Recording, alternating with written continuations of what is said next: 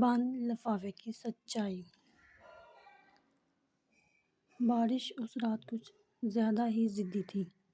بوندیں چھت پر اس طرح گر رہی تھیں جیسے کسی پرانی یاد کو جگانے آئی ہوں۔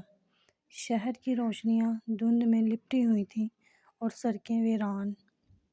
اسی شہر کے ایک پرانے فلیٹ کی کھڑکی کے پاس عائشہ بیٹھی تھی، ہاتھ میں ایک بند لفافہ لیے۔ یہ لفافہ 15 برس پرانا تھا، مگر آج پہلی بار کھلنے والا تھا۔ عائشہ کو لکھنے کا شوق تھا، مگر اس نے برسوں سے کچھ نہیں لکھا تھا۔ زندگی نے اسے اتنا مصروف کر دیا تھا کہ لفظ پیچھے رہ گئے تھے۔ وہ ایک کامیاب صحافی بن چکی تھی، مگر دل کے کسی کونے میں ایک خلا تھا جو کسی خبر، کسی سرخی سے نہیں بھرتا تھا۔ اس خلا کی وجہ وہ لفافہ تھا جس پر صرف ایک جملہ لکھا تھا: جب سچ سننے کی ہمت ہو تب کھولنا۔ یہ لفافہ اسے اس دن ملا تھا جب وہ کالج سے لوٹی تھی اور گھر میں سناٹا تھا۔ ماں کی الماری خالی، تصویریں اتری ہوئی اور والد کی آواز میں عجیب سی تھکن۔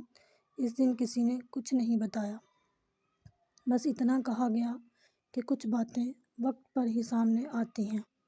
عائشہ نے لفافہ سنبھال کر رکھ لیا اور وقت چلتا گیا۔ آج اچانک بغیر کسی خاص وجہ کے اس نے لفافہ کھول لیا۔ اندر ایک خط تھا۔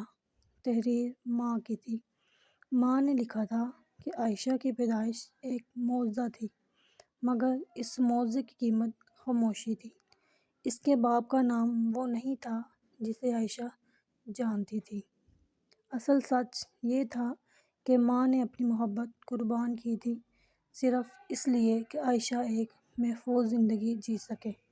خط میں کوئی شکوہ نہیں تھا، صرف یہ خواہش تھی کہ اگر کبھی عائشہ کو لگے کہ وہ خود کو نہیں جانتی تو وہ سچ سے نہ ڈرے۔ عائشہ کے ہاتھ کانپنے لگے۔ برسوں کی پہچان ایک لمحے میں ہل گئی۔ باہر بارش تیز ہو چکی تھی اور اندر ایک طوفان اٹھ چکا تھا۔ اس نے سوچا، کیا سچ جاننا واقعی آزادی دیتا ہے یا یہ بھی ایک نیا بوجھ ہے؟ اگلے دن وہ اس پتے پر گئی جو خط کے آخر میں لکھا تھا۔